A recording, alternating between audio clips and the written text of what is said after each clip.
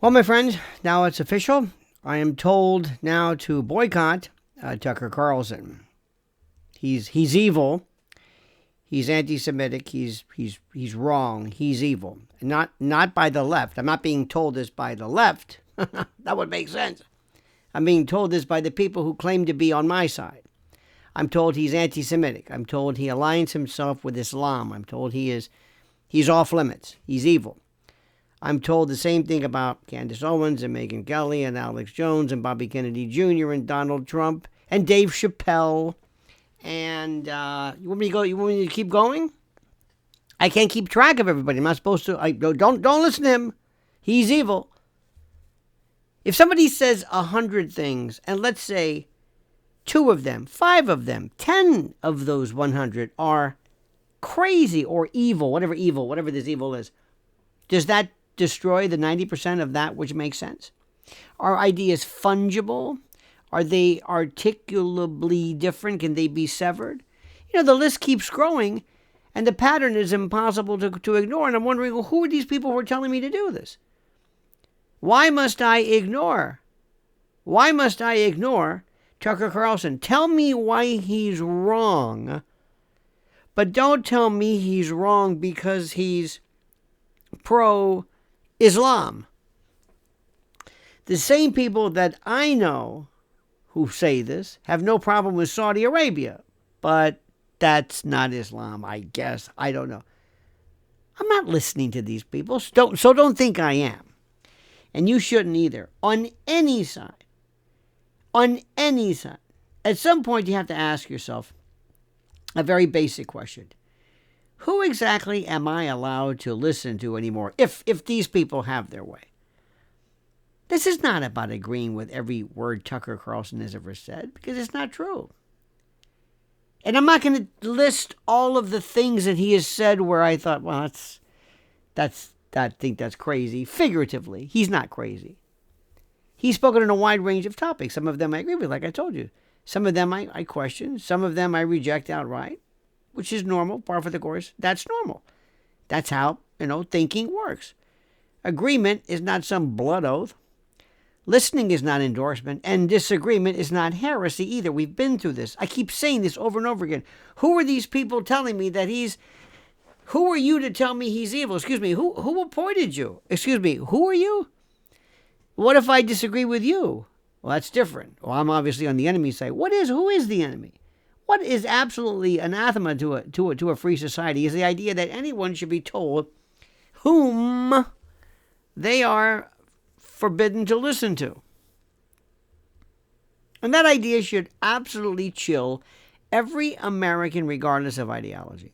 See, once you accept that principle, once you accept that idea, you have already surrendered the argument.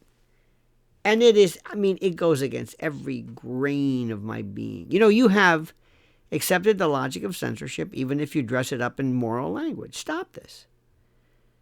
Stop it. Remember, if you tell me not to listen, I'm going to go listen. What makes this moment particularly disturbing is that the policing is coming again from inside the right, or whatever we call our group. We are constantly warned about the dangers of the left silencing speech. We talk endlessly about cancel culture, and yet an entire cottage industry apparently has formed, telling conservatives or Republicans or MAGA folks who among their own ranks must be avoided. Do not listen to any of these people. Do not platform that person. Do not engage with this idea. It is poison. It is dangerous. It is forbidden. It is un-American. Think about this. Think about how backwards that is. Just stop for a second. I can't believe I'm talking about this all the time. The left tells you what you can't say. The right now tells you whom you cannot hear. That's not strength. That is fear. Let me say this again. I don't want that to go by. The left says you can't say these things. The right says you can't listen to these things. Saying, listening, What's really the difference if you think about it? I am told today, yet again, that Tucker Carlson is anti-Semitic. Yet I hear Jews repeating many of the same critiques he raises, often in far stronger language. What does that mean? How do I figure that out? Are they anti-Semitic too? Or does the label only apply when the speaker is politically inconvenient?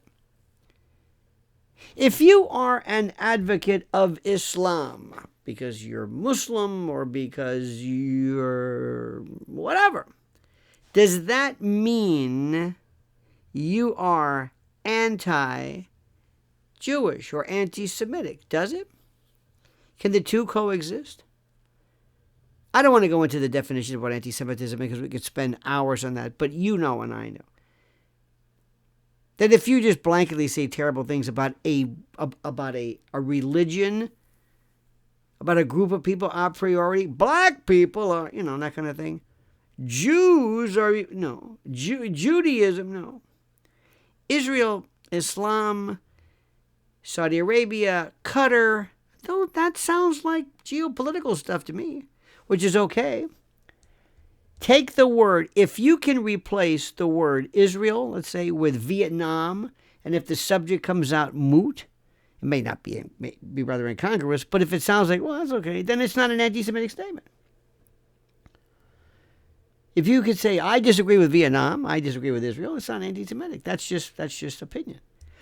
If criticism of foreign policy or questioning power structures automatically qualifies as anti-Semitism, then the term has lost all meaning, which I have been warning about since the beginning of our discussion.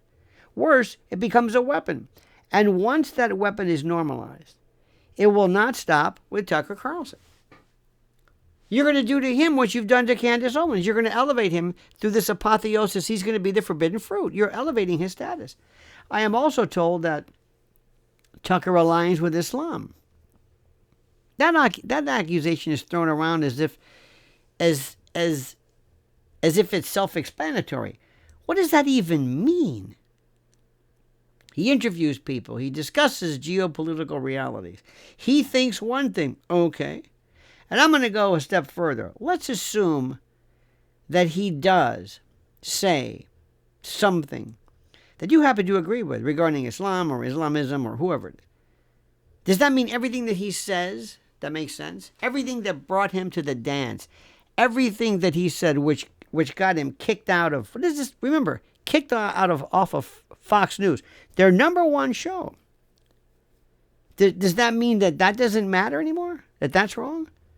So it's this, not only a litmus test, but it's a hierarchy of ideas. Look, he acknowledges that Islam exists as a global force, whether we like it or not. Okay, sound radical? I don't think so.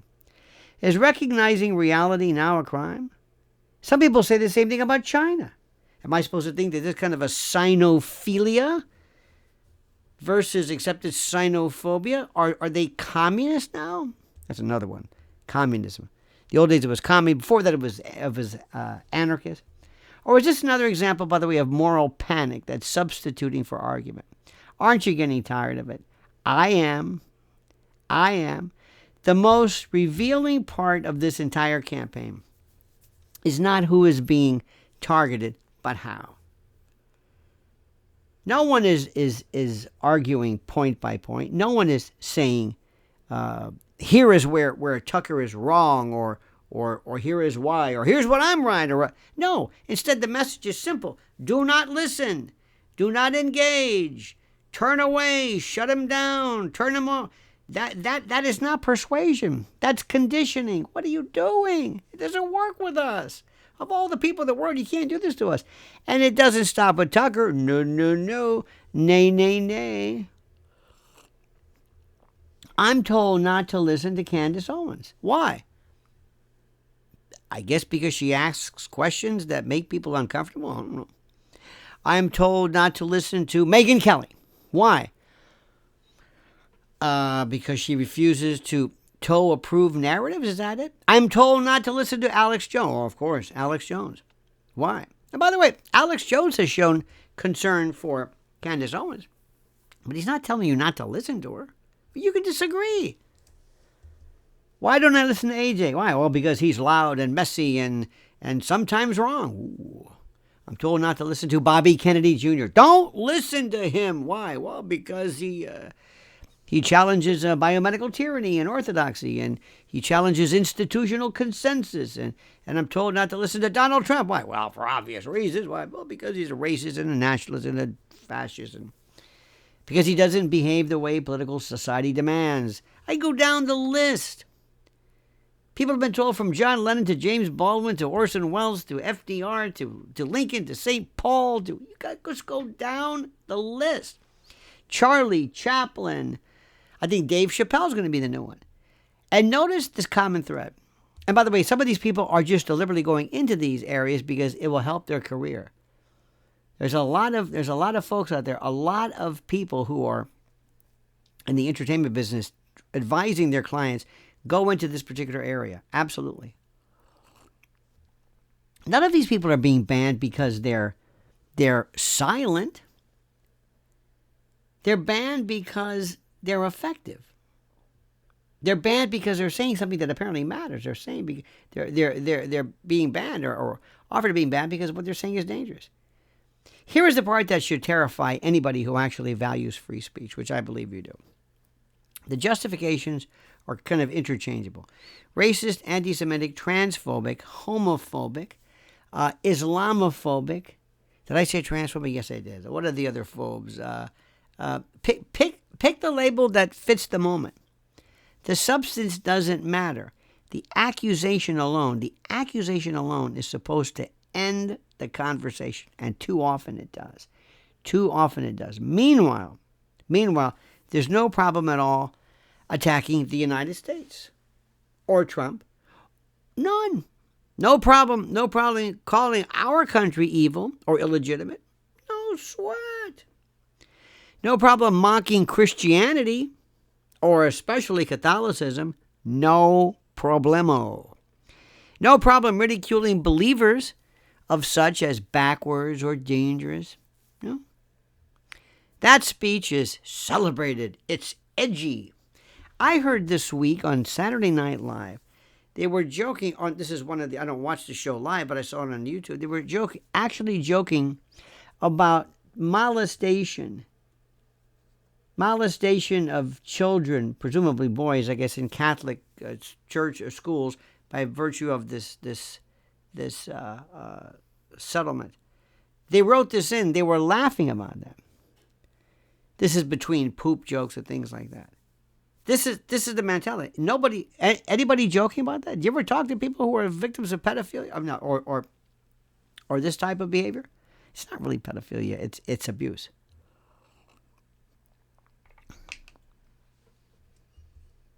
You see, all that speech is protected somehow. That speech is framed as brave and funny and edgy and right? So listen, remember, you will never hear me say, don't say something. Never. You will never hear ban someone, don't let them talk, don't listen to them. Never. I will try to destroy their argument, not them. So let me get this straight right now. You can attack the country. You can attack faith. You can attack history. You can attack tradition and values, but questioning power or listening to the wrong voice is somehow forbidden. That makes sense to you? Because that inversion tells you everything you need to know. Everything. Think about this. And we're going to have, and save this, by the way, because we're going to have the same conversation later. You see, the right is in danger of destroying itself, not because of outside pressure, but because of internal obedience training. We are being told constantly not whom to challenge,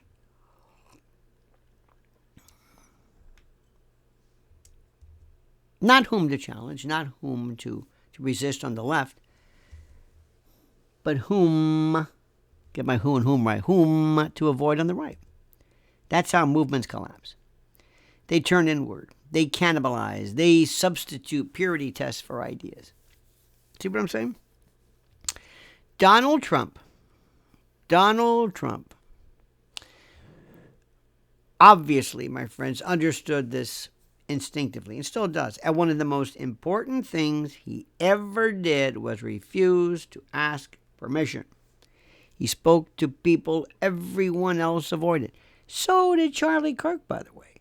Remember him? Oh, yeah, the Charlie Kirk guy. Right. Donald Trump said things everyone else was told not to say. He broke taboos. Not because he enjoyed the resultant chaos, but because he recognized that taboos are how power protects itself. And Tucker Carlson has done much the same thing. Again, if you don't like him, don't listen to him. It's up to you, though. I'm not telling you to. It's up to you. I'm telling you the obvious. Tucker Carlson asks questions that are off limits. He speaks to people deemed radioactive. That's not extremism. That's journalism in the most basic and raw of form. Do you have a problem with that? I don't. You don't have to agree with everything Tucker says to recognize the value of hearing it. In fact, disagreement is the point. Exposure sharpens thinking. Avoidance dulls it. The demand that you shield yourself from ideas is not about protecting you. No, it's about controlling you. See how that works? So, here is my position, and it is non-negotiable. I will listen to anyone I want, whomever I want. I will read anyone I want. I will decide for myself what is persuasive and what is nonsense. I will do that. The moment, the instant, the second that somebody tells me not to listen is the moment I lean in harder. Not out of spite, but out of principle. It's that simple. Free speech is not about comfortable speech. It's about dangerous speech, uncomfortable speech. It's about speech that unsettles and irritates and forces you to think. Once you allow others to curate and to control your intellectual diet, you are no longer a citizen. You are a consumer of approved narratives. You want that? I don't. If you want it, go ahead. I don't. If Tucker Carlson says something wrong, I want to hear it. I want to hear it so I can challenge it. If Candace Owens makes a claim that I question, I want to evaluate it. I want to be given the opportunity to evaluate it. If Alex Jones goes too far, I want to see where and why. I decide that. Shielding yourself from ideas doesn't make you moral. It makes you fragile. And that's a huge difference. Remember, the left wants to affect what you say. The right apparently wants to affect and stop what you hear. The irony is that the people demanding boycotts are often the same ones who accuse the left of authoritarianism. Isn't that interesting? The irony of this is breathtaking. They rail against cancel culture while practicing, in essence, a softer version of it. A softer version of themselves. They do not call for bans. They call for ostracism. They don't demand censorship. They demand silence. And the effect is exactly the same. The future of the right, or whatever it is that we're involved in, does not lie in narrowing the circle. It lies in expanding it. It lies in tolerating disagreement. And it lies, my friends, in trusting people to think. If we can handle hearing ideas that we disagree with, then we are not strong enough to govern anything. And that is absolutely axiomatic. And it's true. So no, I will not boycott Tucker Carlson. I will not stop listening to Candace Owens.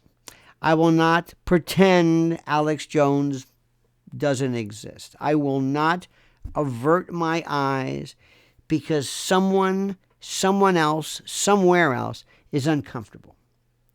The more you tell me not to listen, the more I know I should. This is who I am. And I'm not changing for anybody. And that isn't rebellion. That is citizenship, plain and simple. And any movement that forgets that forgets what I'm saying and forgets this premise will collapse under the weight of its own fear long before its enemies ever defeat it. And that is precisely what we are saying right now. And I can't believe how many times I am repeatedly saying the same thing to you over and over since I was a kid. From Lenny Bruce to Wake Up Little Susie to music to you name it. My whole life has been one. Don't say this, don't say that. And what the courts have agreed to, everything from flag burning to, remember, the greatest anarchist cookbook, protected under the First Amendment, books that detail how to assassinate and poison and snipe and, oh my God. Right now as we speak, listen to me. This may come as a shock to you. Do you know that there's this public library, maybe in your town, and they sell this book called Mein Kampf by this dude named Hitler. You can even get it on Amazon. Nobody's banning that. You hear what I'm saying? Nobody is banning that. But they want to ban Tucker Carlson. It blows my mind. And I'm not going to be a part of it. And something tells me neither are you. So thank you, my friends. Thanks for the great comments. Thanks for the following. Thanks for your exercising your own intellectual freedom and the like. Your own sense of intellectual cognitive liberty. Thank you for watching us. Thank you for being a part of this. And thank you for doing everything that needs to be done and said. We thank you for that. We thank you for that. Please do me a favor. Please like this video. Please subscribe to the channel. Subscribing is critical. Please also hit that little bell so you're notified of live streams and new videos. And whatever you do, I beg, beseech, importune, entreat, ask, and request that you, and I have some comments. Go to the comment section. I've got some questions for you. But I want you to go and comment. Comment, my friends. Comment as you see fit.